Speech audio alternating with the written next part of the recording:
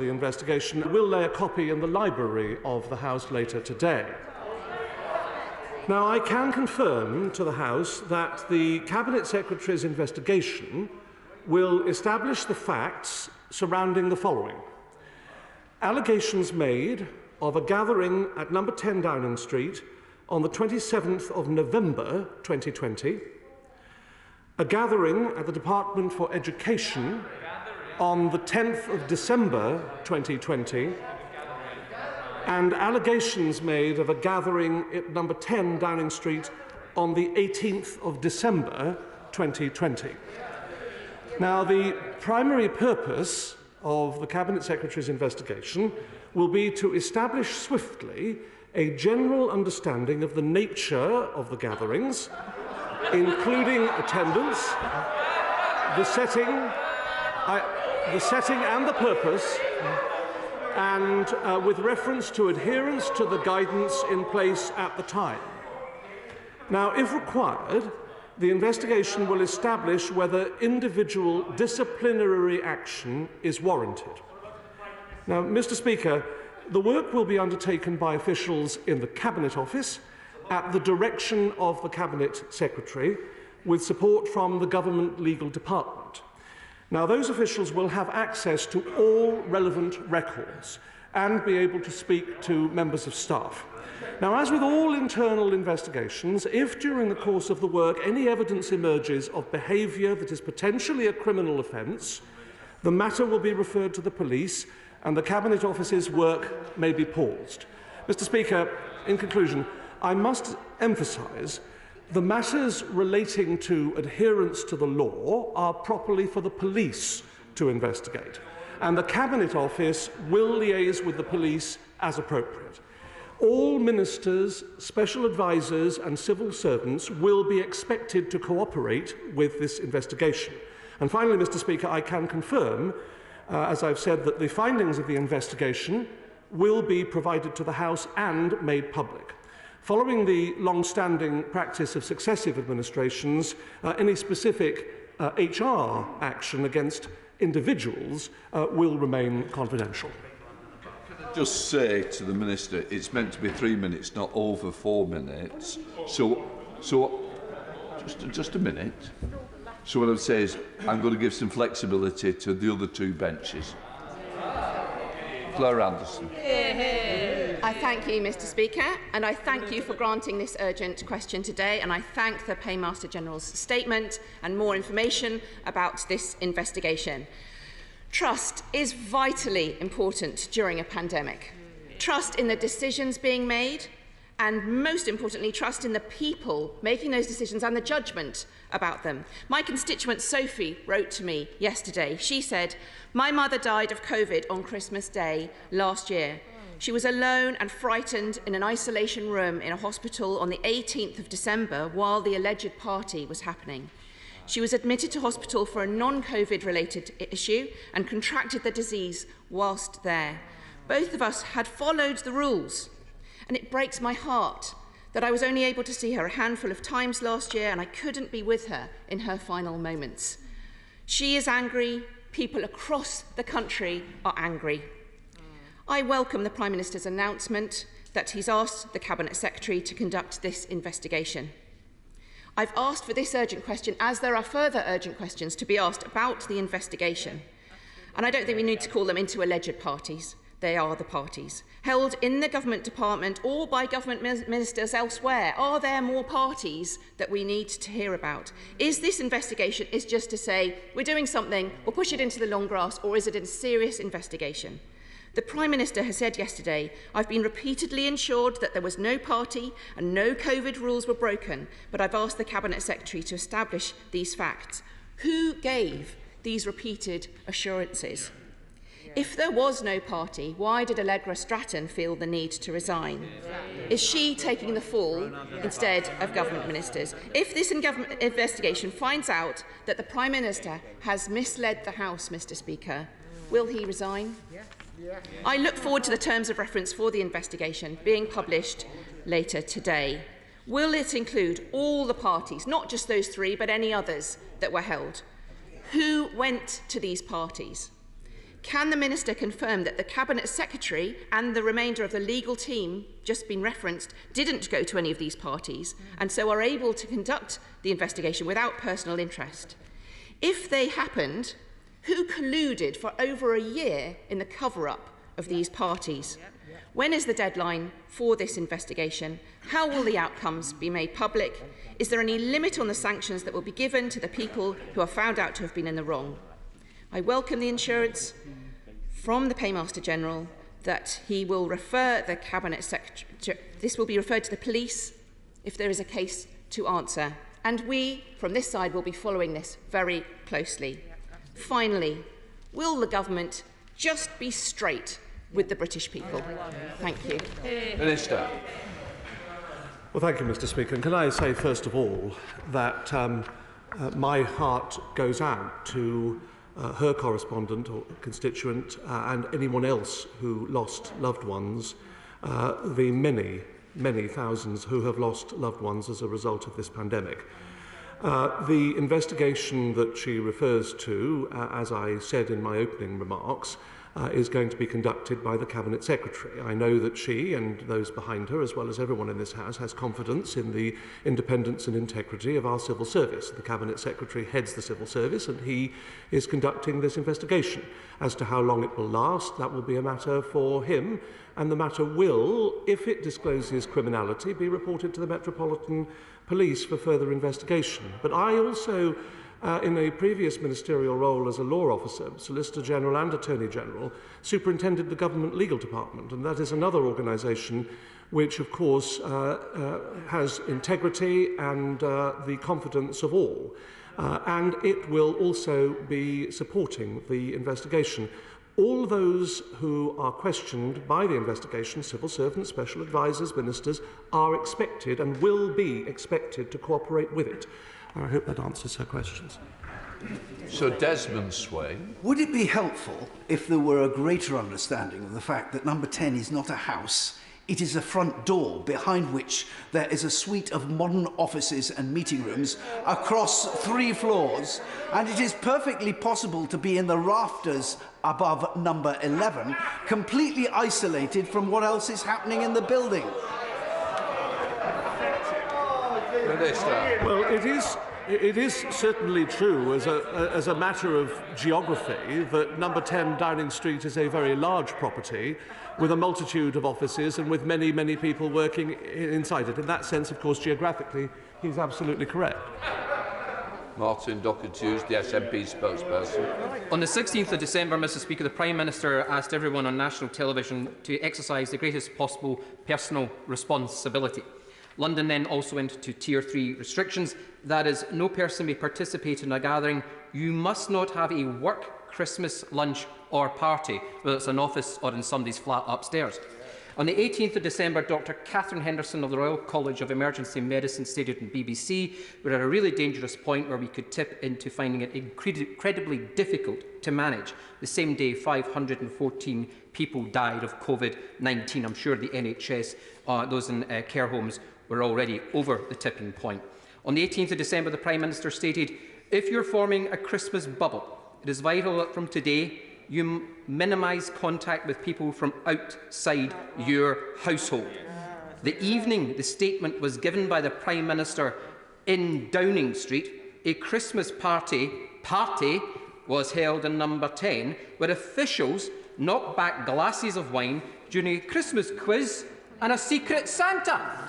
So I wonder if the Paymaster General would agree with me that if something looks like a duck, walks like a duck, quacks like a duck, and it's at a Christmas party, it's usually a duck. Minister. Well, no doubt, Mr. Speaker, if the honourable gentleman has any evidence, he may wish to supply it to the Cabinet Secretary or the police.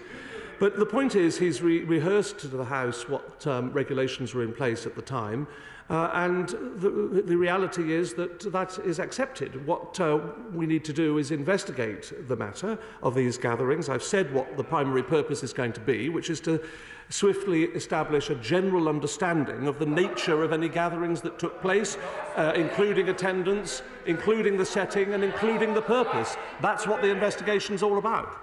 Theresa Villy. There is understandable, real public anger about what seems to have happened at Downing Street, and that is contributing to people's unhappiness and discontent with renewed COVID restrictions. So, will the government do everything it possibly can to lift the current restrictions as soon as it's safe to do so and ensure that Christmas is not cancelled? Minister. Well, I'm grateful to her for her question. My right honourable friend, and I share the anger. And the reality of the matter is that we are focusing on the pandemic as a government and as a nation. We need to ensure that everything is done to protect the people of this country from the effects of this pandemic. And that, of course, is going to be the principal focus going forward, as it has been throughout. But we will always follow the science, and the Secretary of State for Health and Social Care will have more to say in due course on the situation. Dame Angela Reid. Thank you very much, Mr. Speaker. First of all, my sympathies go out to the honourable gentleman for drawing the short straw on coming here this morning to answer the UQ. Could he explain to me what the difference between a party and a gathering is in his understanding of the vocabulary? And I note that he did not actually confirm that the gatherings stroke parties which now we know have happened in number 10 on November the 13th, on November the 27th, on December the 10th, on December the 14th and December the 18th will be within scope of this so-called inquiry, which many people on this side of the House are already seeing as a cover-up. Minister. Well, the issue of the nature of the gathering goes to the heart of the investigation. And therefore, to answer her first question about what the nature of the gathering was, that will be established by the Cabinet Secretary, assisted by the Government Legal Department, and informing the police if any criminality is uncovered. So those questions will be answered in due course. Peter Bell. Thank you, Mr. Speaker. I should say at the start that I think the Prime Minister is doing a great job running the country. But I congratulate the Honourable Lady on getting this urgent question. I think the Paymaster General missed one of the questions that she put. And may I put that question again? It is quite right for the Prime Minister to come to this House and say he was told by someone and he accepted that and did that in good faith. I want to know who that person was that told him. So perhaps the Minister, an excellent Minister, he doesn't need any protection, will tell us that answer. Well, I don't have that answer, Mr.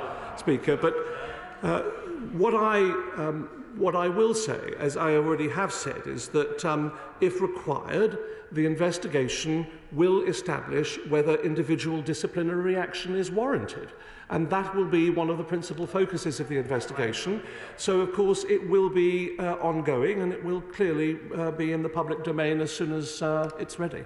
Mr. Conway. In which case, can we get an assurance that the Cabinet Secretary was not involved in giving the assurances to the Prime Minister? Because if that's not able to be given, then it's quite inappropriate for him to be in charge of the investigation. The question of legal advice, though, also comes to arise, because the Prime Minister has asserted that no rules were broken. So will the advice in which that assertion was made be given to the inquiry when it's held? And on the question of investigation with the possibility of it then being passed on to the police, will people interviewed by this inquiry be interviewed under caution? Because the Minister himself, as a former law officer, will know that there is a risk of contamination of evidence being obtained in an internal inquiry unfairly, which would then prejudice prosecutions in the future. Minister. Well, he is jumping ahead with his last point. Of course, whether or not there be any police investigation is dependent on whether this investigation by the Cabinet Secretary uncovers any suggestion of criminality which is referred to them. If that then happens, that's entirely a matter for the police and not, of course, for the government. But I know the Cabinet Secretary. He makes a suggestion about that. I have confidence in the integrity of the Cabinet Secretary. I also know the Prime Minister, and I have confidence in the integrity of the Prime Minister. And the Prime Minister, and I've known the Prime Minister for many years, and the Prime Minister is a man of honour and integrity, and he has presented to this House. His position yesterday.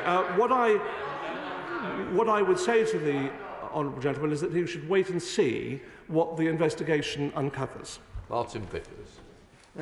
Thank you, Mr. Speaker. If it turns out that one of these gatherings involved politicians or ministers, it's clearly of a very different order to if half a dozen members of staff burst open a bottle of Prosecco and had a drink before they departed for Christmas.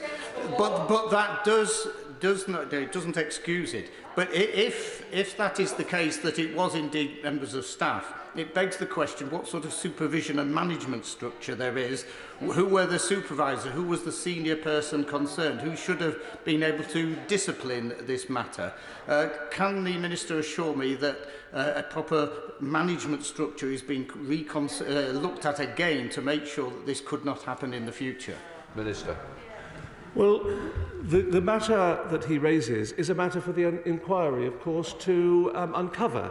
But I can assure him that the people who work in number 10 Downing Street, including over the pandemic, are hard-working, industrious people who are seeking to serve their country. And they work very hard in order to do that. What he, of course, mentions is a matter of great concern to the people of this country, as it is to me. And we are all wishing to know, of course, the terms of the investigation, and I have announced to this House what the terms of the investigation and the scope of it are, and it will clearly be published, and a copy will be laid of the terms in this House. Nick Smith. Thank you, Mr. Speaker. Revelations of the December the 18th gathering in 10 Downing Street has triggered much anguish across the country. So can I press the Minister, how exactly will the government's legal department be supporting this investigation? Minister. Well, the fact is that the government legal department can support in a number of ways, and it will be up to the Cabinet Secretary to decide how he wishes to seek their support. One of the things that he could do, for example, is ask for their advice as to the legal position in various matters. So there are a myriad of ways that the government legal department can help and can give advice on these matters. It will be up to Simon Case as Cabinet Secretary, who heads the Home Civil Service, to deal with the matter. Bob Blackman. Thank you, Mr. Speaker. I'm sure the whole House will wish to pass on congratulations to the Prime Minister and his wife on the birth of their new child today.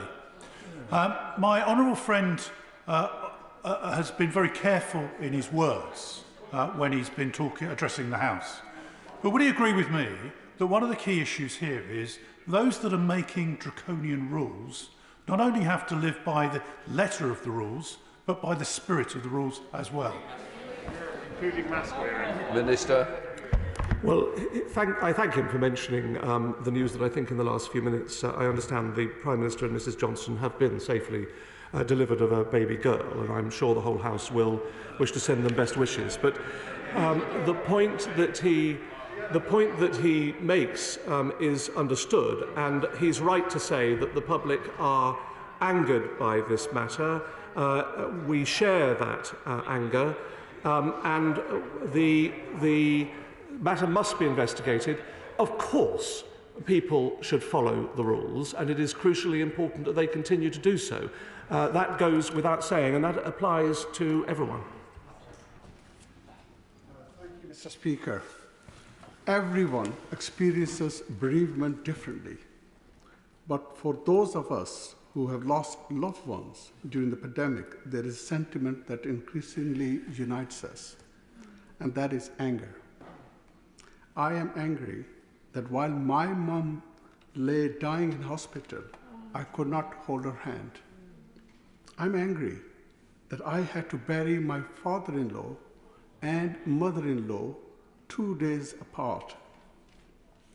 And above all, I'm angry that members of this government could be so flippant so callous and so arrogant has to host not one, not two, not three, but 7 parties and then lie about it? Can the Minister confirm that the Cabinet Secretaries will also investigate December 14 and also November 13, which he missed out? And will he also confirm that the Cabinet Secretary will have access to all documents, electronic communications, visitors' logs, and CCTV footage related to reported incidents? Minister. Well, can I start, Mr. Speaker, by saying how very sorry I am to hear of his personal losses, and I offer my profound condolences for his losses. And I know that there are many thousands around the country who have also had personal losses, and my heart goes out to them too. I think he referred to the flippancy of a video recording that is in the public domain. It was totally unacceptable.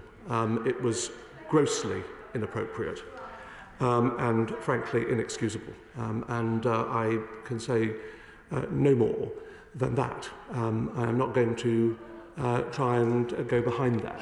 What I do say is that we are going to investigate. The Cabinet Secretary, of course, is non-political. He has the authority, as one would expect of the head of the civil service, to call for whatever material, whether it be documents or otherwise, that he wishes. And he will have the support and assistance of the several thousand lawyers in the government legal department, and of course of others if he needs it.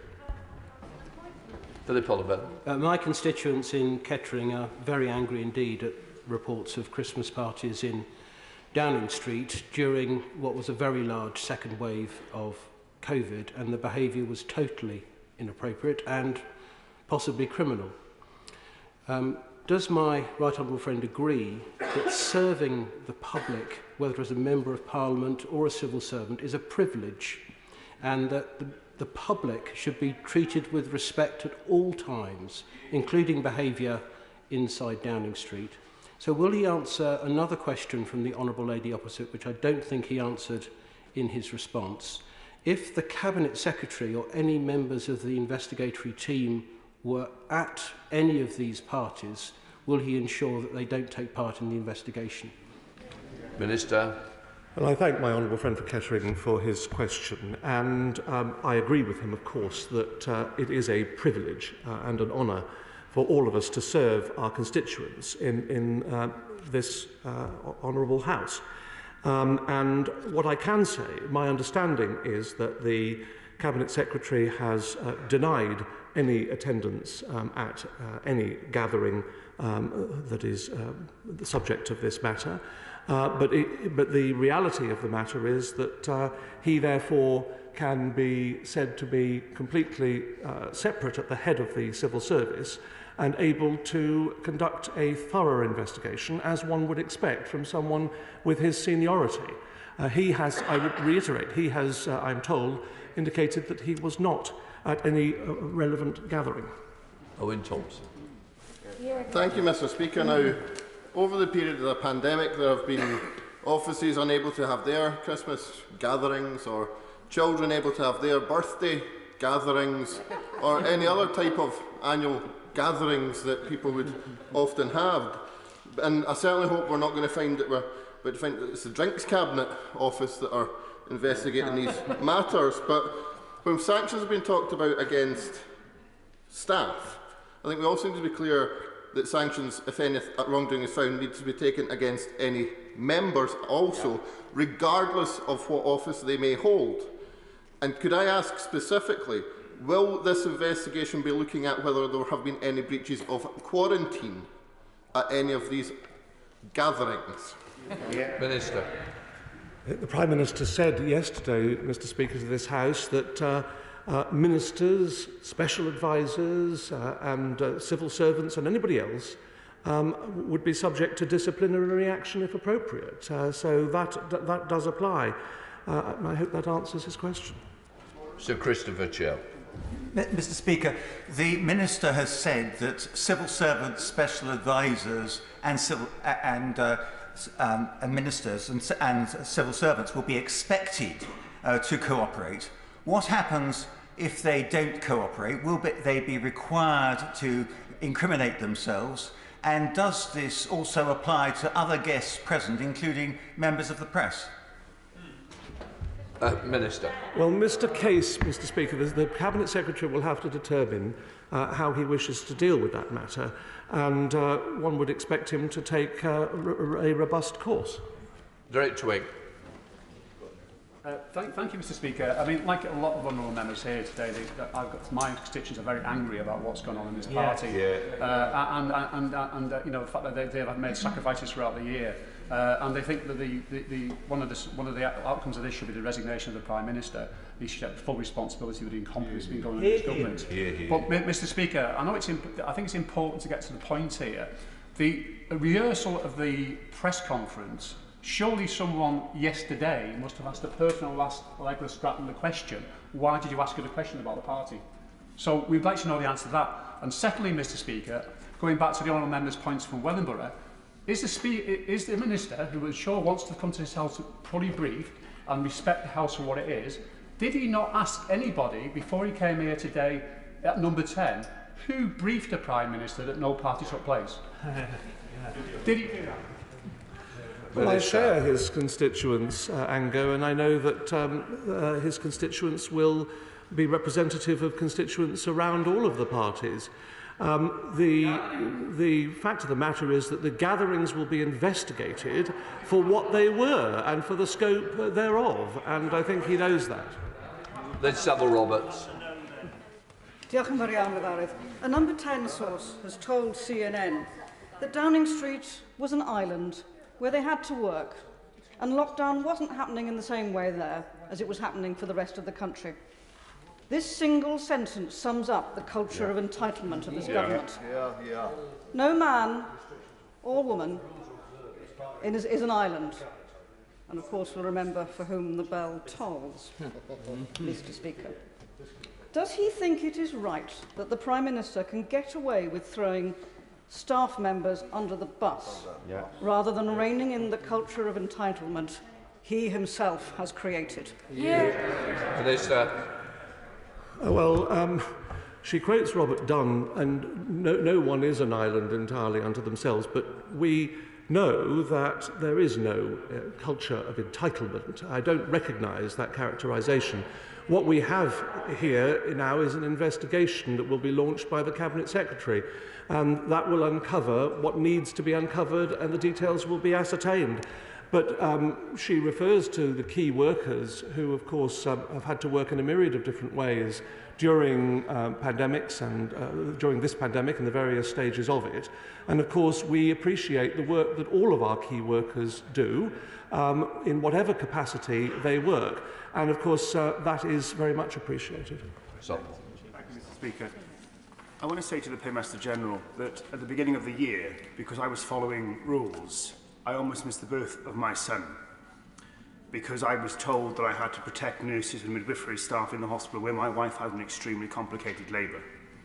Just 5 weeks before, it would seem that Downing Street was holding soirees or gatherings or parties while my wife and I and many of my constituents and people right across the country were dreading and living in fear of not having their birthing partners present at the beginning of what are often very complicated processes. And I think it's deeply shameful, Mr. Speaker, the Minister stands there, and I believe in a very honourable man, defending the complete and utter indefensible for the behaviour of the Prime Minister, possibly ministers and civil servants, for thinking they are simply above the rules that everybody else was told they had to follow. So I'd like a straight answer, Mr. Speaker, yes or no from the Minister. Did any Minister or Conservative MP attend any event, soiree, or whatever he wants to call it, that allegedly broke COVID rules in Downing Street last year on November the 13th, 27th, December the 10th, December the 14th, or December the 18th? Because if they did, Mr. Speaker, they should be sacked and they should be investigated by the police. Minister. Well, I'm sorry that he has had the personal effect of the pandemic that he has described to this House, and I'm sorry he's missed out on the birth of his child. He asked a question about the nature of the people who attended any gathering. That is exactly what the investigation is going to establish, whether there was a gathering, what nature it was, the scope of it, any attendees and so on. That's exactly what it will be all about, and he'll hear the result of that in due course. Shannon. I don't know. Barry. Mr. Speaker, would the honourable gentleman agree with me that one person coming out of all this with any shred of integrity is Allegra Stratton? I've known Allegra for many years. She was a first-class journalist, a woman of honour, and a very nice person. But I'm sure she wouldn't have agreed to this description of a gathering in the attic. She's a woman of integrity, and I admire the fact that she had the honesty to resign yesterday. Well, I thank him for saying that, and that, if I may say so, is characteristically generous of him. I don't personally know Miss Stratton, but I'm absolutely sure he's right. And she was clearly mortified yesterday and extremely upset by what has happened.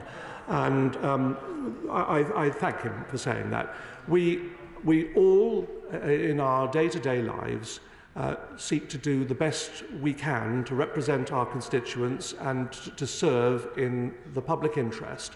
And I know he has done that for many years, and I thank him for that. Okay, sir. Thank you, Mr. Speaker. The Christmas party debacle further proves what we all know, that this government is sneaky, manipulative, corrupt, and believes that they're above the law. And even though backbenchers are fed up, we in the SNP have repeatedly called for the Prime Minister to resign because it's the morally right thing to do. So I ask, are reports true that the resignation of the Prime Minister is dependent on a decision of rich Tory donors? Minister. I don't understand the nature of the Honourable Lady's question. The Prime Minister, she doesn't know the Prime Minister. I do know the Prime Minister and have done for many years, and he's a friend of mine, and I know him to be a man of honour and integrity who is working hard in the interests of the people of this country. And she should reflect on the public service that all in government and in opposition do to the best of their abilities. Andy MacDonald. Thank you, Mr. Speaker. From Colette in Middlesbrough. During lockdown, my 74-year-old mum was really lonely and depressed, but obeyed all the rules as we all did.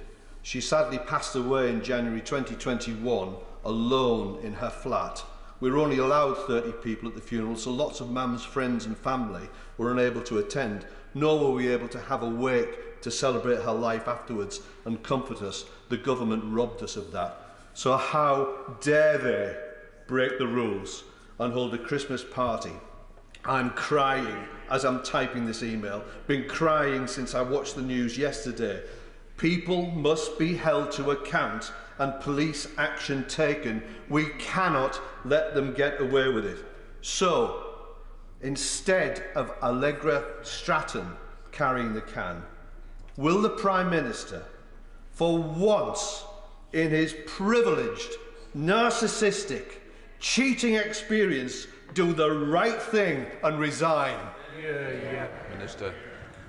Mr. Speaker, my condolences to his constituent. The Prime Minister has said, and I have said from this dispatch box, that disciplinary action will be taken if appropriate, and his constituent can be reassured, I hope, by that. As to the police and what course of action they choose to take, if any, that is a matter entirely independent of Her Majesty's government, and that will be up to them as they are operationally independent. But we have said that the Cabinet Secretary will involve the police if, during the course of his investigation, he uncovers any criminality. Lillian Greenwood. Thank you, Mr. Speaker. The Prime Minister has repeatedly told this House that all COVID rules were followed in Downing Street. will the Minister publish the COVID risk assessments undertaken prior to any parties, social events or gathering that took place on government premises in November and December last year? Minister. Well, I've noted what the Honourable Lady says. That will be a matter for the Cabinet Secretary, and he will be free to seek any documents he seeks during the course of his investigation. Thank you much, Mr Speaker. We've heard much, quite rightly, about the consequences of the Downing Street parties on the moral leadership of this government in a time of crisis. The response of the Met Police thus far and point-blank refusing to investigate must also be called into question at a time when several incidences of breaking of COVID regulations from December last year have been prosecuted in the courts.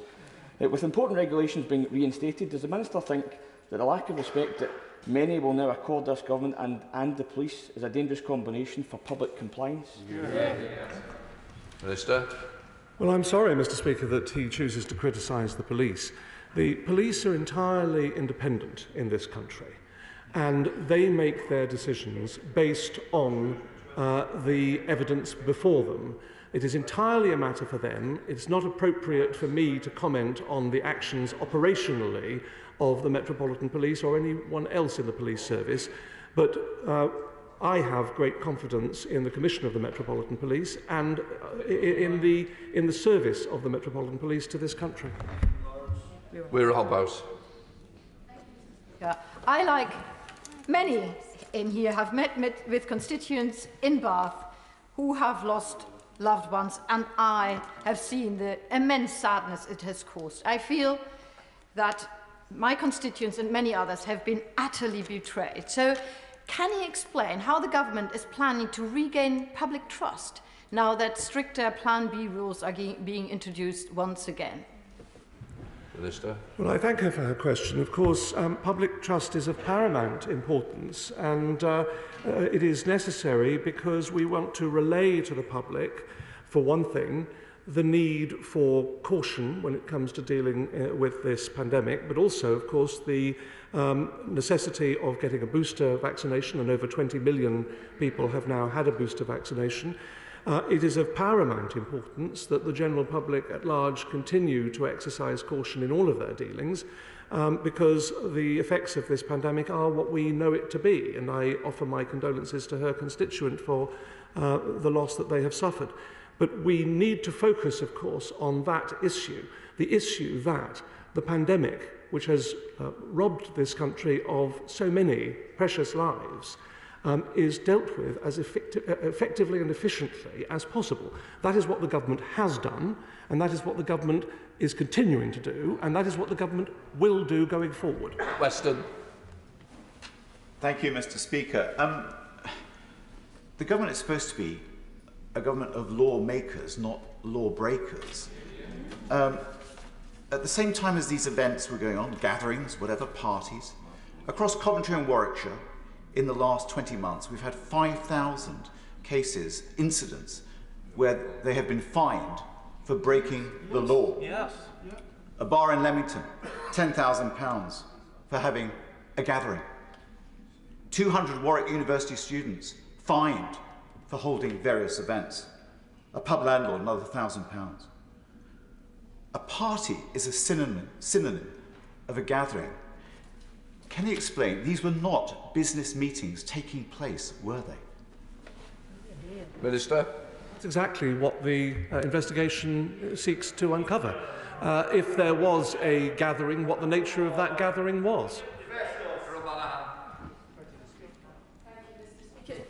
The issue is not however many gatherings. This is actually a litany of errors from the Prime Minister, any one of which should have caused a decent Prime Minister to resign. We've had the illegal prorogation, we had the Barnard Castle incident, we had the comment about letting bodies pile high in their thousands, we've had the absolute chaotic withdrawal from Afghanistan that's caused lives, we've had the scandal surrounding Owen Patterson.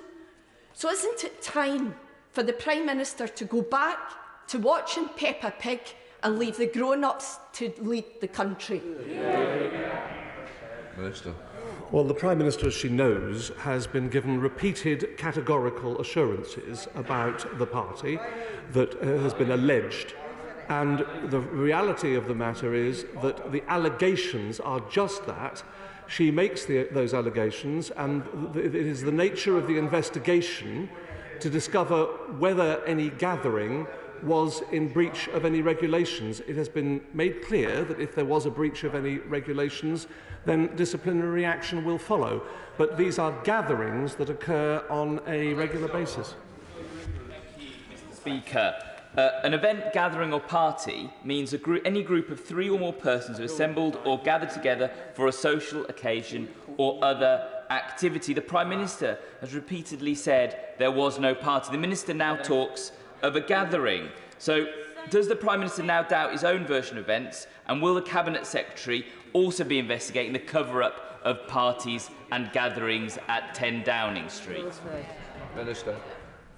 He should wait for the scope of the investigation, which will be made clear in a document laid in the library of this House later today. Thank you, Mr. Speaker. When in early December last year, Kay Burley of Sky's birthday party in then Tier 2 London was busted, she was contrite and accepted a 6-month ban from the airwaves. In the interests of consistency, we've seen a similarly distressed Allegra Stratton yesterday walk the plank. Will any male members of the government, prominent public figures, be facing a similar 6-month ban? And also, if not, why is it that women are always the fall guys, if you know what I mean? I don't recognise the characterisation that she puts on the matter. We have said and made clear that there will be disciplinary action if the Cabinet Secretary uncovers any cause for such action. Stephen Flynn. Thank you, Mr. Speaker. In December last year, my friend was sat with his dad writing down a list of names of the people who would be permitted to attend his mum's funeral. At the same time, we now know that number 10 was hosting a myriad of different parties which the Prime Minister claims to know nothing about, despite the fact that they happened in his own house.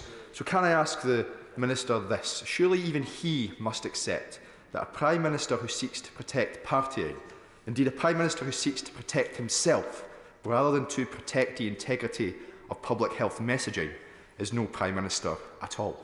Minister. Well, he says that we know certain things. We don't know certain things. They are unproven allegations. And that is the reason why we have an investigation, in the same way that investigations take place when other allegations are made every day in police and other affairs. What we will seek to do through the Cabinet Secretary is investigate the allegations that he and others make. Richard Thompson. Thank you, Mr. Speaker. Now that the Paymaster General has had the opportunity to hold a gathering of his own, at least when it comes to his thoughts on this matter, will he heed the injunctions of the Honourable Member for Ogmore and expand the scope of this investigation to include all alleged instances of gatherings, or whatever we might like to call them, on government property related to the government? And given to date that the Metropolitan Police has shown a marked reluctance to investigate the allegations around these gatherings, can the Paymaster General confirm that he is not aware of any legal impediment that would stand in the way of the Metropolitan Police choosing to investigate these matters if they so chose? Minister. Well, Mr. Speaker, first of all, I don't think this is my gathering. This is, if anyone, it's Mr. Speaker's gathering today. What we have, what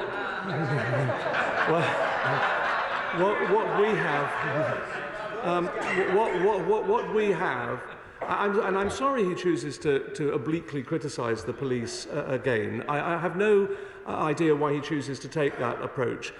We are blessed in this country with a police service of integrity and of independence, and I have every confidence that just as they investigate matters on a routine basis of extreme importance, so they can be relied upon to investigate where appropriate.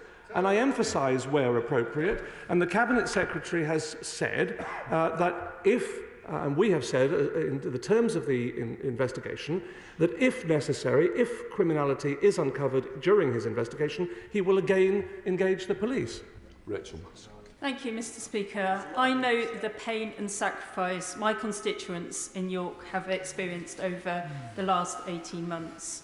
And they are sickened by what they have seen has happened at these so-called gatherings at number 10. But they are infuriated by the obfuscation of this government, avoiding accountability, and therefore will he refer these matters to the police because they have no confidence in an internal investigation. It must be independent for us all to be able to see what really happened. Minister. The Cabinet Secretary is independent. The Cabinet Secretaries in this country serve all the political parties, dependent on who is in government, and they can be relied upon to investigate the matter fully, independently, and we will await the results of his investigation. Alan Brown. Thank you, Mr. Speaker. Just today, the Tories were fined nearly £18,000 for not declaring the donation for Downing Street refurbishment. So will the Minister confirm that a gathering to look at the Prime Minister's shiny new curtains still would breach regulations? But more importantly, we confirm if people stick to the line, there was a socially distanced gathering with bring your own booze, that is still actually a party that breached the regulations. And if the Prime Minister was armed with that information, then he misled Parliament and must resign. Minister. Well, the nature of any gathering is, as I've repeatedly said, is going to be a matter for the investigation. Patricia Gibson. Thank you, Mr. Speaker. Like most ordinary people, I have no idea what the difference is between a gathering and a party, and I notice that the Minister has been unable to clarify that. But given the complete absence of leadership that we've witnessed, does the Minister share my wider concern that as we enter a new wave of this pandemic, public compliance, these unsavoury revelations have seriously and gravely undermined public compliance to the rules, which will cost lives? Now, can he tell us, in view of that, why should anyone believe a single word that the Prime Minister says?